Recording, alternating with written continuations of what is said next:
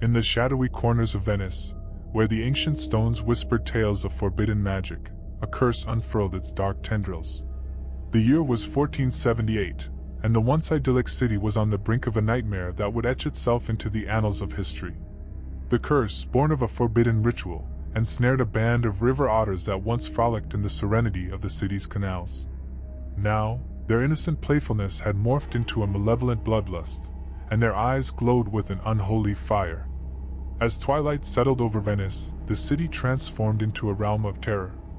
The Grand Canal, once a source of life and commerce, now harbored creatures that lurked beneath the surface, waiting for the cover of darkness to unleash their demonic fury. Reports of fishermen vanishing in the dead of night spread like wildfire. The boats they once manned were discovered drifting along the canal's current, adorned with gruesome evidence of a monstrous presence, blood-stained remnants of the unfortunate souls who fell victim to the Otters' cursed rampage. The church, recognizing the infernal nature of the affliction, dispatched priests armed with sacred relics to purge the demonic entities. However, the Otters, vessels of malevolence, proved impervious to the rituals. The demons reveled in the futile attempts, their mocking laughter echoing through the cavernous alleys. The curse extended its tendrils beyond the waterways, infecting the city's labyrinthine streets.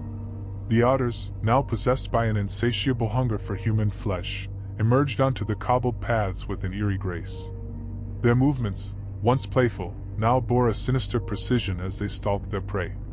The Doge, desperate to quell the rising panic, imposed a city-wide curfew. But the Otters were not bound by mortal laws. They slipped through the darkness, their crimson eyes gleaming with an otherworldly intelligence. The citizens, once proud and defiant, cowered behind locked doors, their homes now prisons in the face of a supernatural terror. The Otters' attacks grew more gruesome with each passing night. They developed cunning strategies, ambushing unsuspecting victims in the narrowest alleys and quietest squares. No one was safe from beggars to nobles. All fell prey to the demonic creatures that roamed the once proud streets of Venice. The brutality of the Otters' assaults became legendary.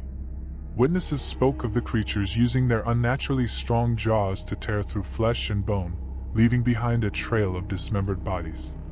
The city's once rich tapestry of life now unraveled into a nightmare, the cries of the wounded blending with the demonic chitters of the Otters.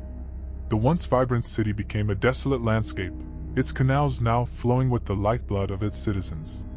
The stench of death hung heavy in the air, a sickening reminder of the curse that had befallen Venice. Even as the terror subsided, the legend endured. Some claimed that the spirits of the possessed Otters lingered in the shadows, their demonic laughter echoing through the canals like a haunting lament. Venice, scarred by the horrors of that cursed era, bore witness to a darkness that transcended the bounds of time.